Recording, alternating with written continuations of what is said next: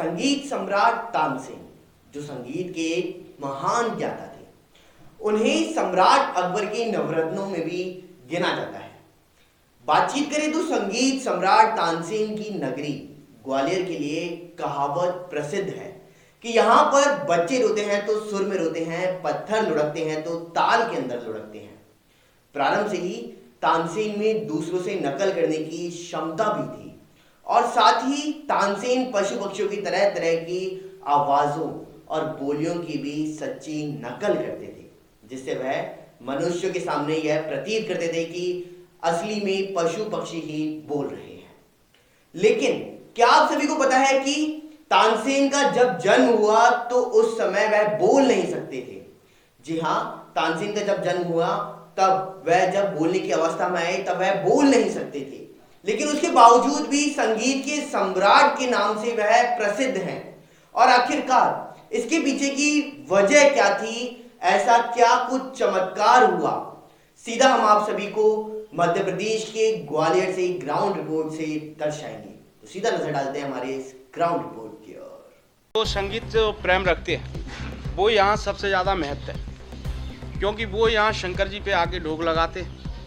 उसके बाद में शंकर जी का जो चिन्ना मित्र होता है वो उसको ग्रहण करने के बाद में उनकी आवाज़ बड़ी ही एक रसीली होती है। आपको जैसे पुजारी जी ने अभी बताया कि यहाँ ये मंदिर जो शिवालय है इनकी एक महत्ता भी है कि जो गायक संगीतकार हैं उनकी अगर आवाज़ भी बैठ जाती है तो उस आवाज़ की और यहाँ बिल्कुल यहाँ अभिषेक करने से, उनकी मन्नत मांगने से, यहाँ का चरणामत लेने से भी उनकी आवाज़ें सुरीली हो जाती है। उनके बारे में बताएंगे विस्तार से। तो यहाँ तानसेन जी जो आप जानते हैं तानसेन जी के नाम से आज, वो उनके माता पिता पहले यहाँ पे आते थे, उन पर कोई संतान नहीं थी, तो वो यहाँ शंकर जी पे आके रोज़ और दूध और जल चढ़ाते थे और रोज़ उनसे विनय करते थे कि भगवान मुझे एक पुत्र की प्राप्ति हो। चढ़ाते चढ़ाते कई वर्षें बीत गई, तब जाके एक पुत्र की प्राप्ति हुई। उनका नाम था तनु पांडे जी। जब पुत्र की प्राप्ति हुई उसके बाद में उन्होंने शंकर जी पे आना बंद कर दिया।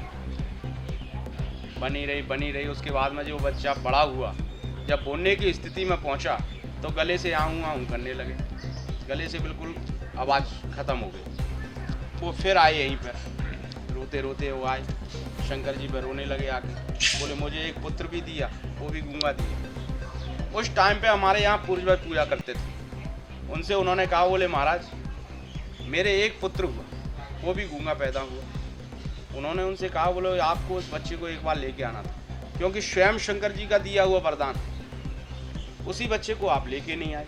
चलो उस बच्चे को लेके नहीं आते तो कम से कम आप तो एक बार आते, लेकिन आप तो समझदार हैं, फिर भी आपने पीठ दे दी शंकर जी से। तो बोले महाराज मुझसे गलती हो गई। तो बोले अब गलती हो गई, अब तो ये तो शंभू जाने उनकी क्या इच्छा है। हो सकता है कि आगे चल के भविष्य में तुम्हारा ऐसा कोई नाम हो कि जिससे कई पीढ़ियां तर जाए। तो बोले मुझे ऐसा कोई रास्ता ही बता दे जिससे मेरा आगे चल के उद्धार हो जाए। तो उन्होंने कहा, जैसे आप दूध और जल चढ़ाते हो वैसे ही इस बच्चे के हाथ से दूध और जल चढ़वाओ। तो उन्होंने उस बच्चे के हाथ से दूध और जल चढ़वाना चालू कर दिया। चढ़ाते चढ़ाते उन्हें भी काफ़ी दिन हो गए। उसके बाद में उनके माता पिता का ध्यान तो वो अकेले ही रह गए परिवार। तो वो भी अपनी गाय और बकरियां इसी जंगलों में चराते थे और जब यहाँ से शाम को लौट के जाया करते थे तो दूध चढ़ा के तब घर जाया करते थे। मंदिर जो है, इस मंदिर प्रांगण में हमारे यहाँ रिपुपुरा जो जगह है वहाँ पूज्य प्रज्ञा दीदी ने कहा था कि स्वामी आनंद चेतन जी महाराज थे, इन्होंने यहाँ आके मंदिर के दर्शन किए और अभिषेक भी किया। आइए जानते हैं उनसे भी एक थोड़ी सी चर्चा। मैंने आपको अभी बताया कि पूज्य प्रज्ञा दीदी जी जो ग्वालियर में इनकी कथा चल रही थी देवनारायण मंदिर पे, बहुत ही भव्य कथा रही। मैंने भी कथा का श्रवण किया, मैंने भी कथा का आनंद लिया पूरा। तो हमारे जो आचार्य जी जो रहे उनके साथ में स्वामी आनंद चेतन जी महाराज, वो आज इस मंदिर प्रांगण में आए और उन्होंने यहाँ अभिषेक किया और उनको कैसा लगा, आइए उन्हीं की जुबान से हम सुनते हैं।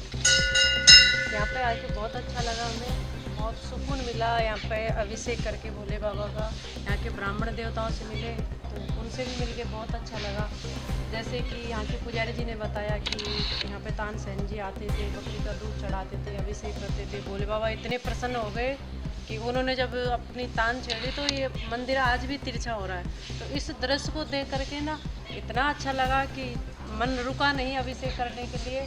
2 दिन लेट हुए लेकिन अभिषेक करके ही हमें बड़ा सुख मिला, आनंद मिला, बड़ा अच्छा लगा। जैसा कि आपको पूज्य प्रज्ञा दीदी जी ने बताया कि इस मंदिर के महत्व के बारे में सुना, इनकी नगरी में आके मैंने कथा का वो किया, तो दीदी जी को ऐसा लगा कि मुझे अभिषेक करना चाहिए, तो आज दीदी ने अभिषेक किया। आइए हम जानते हैं पूज्य स्वामी आनंद चेतन जी महाराज, उनसे भी उनकी जुबान से सुनते हैं कुछ चर्चा। यहाँ आकर के बहुत अच्छा लगा।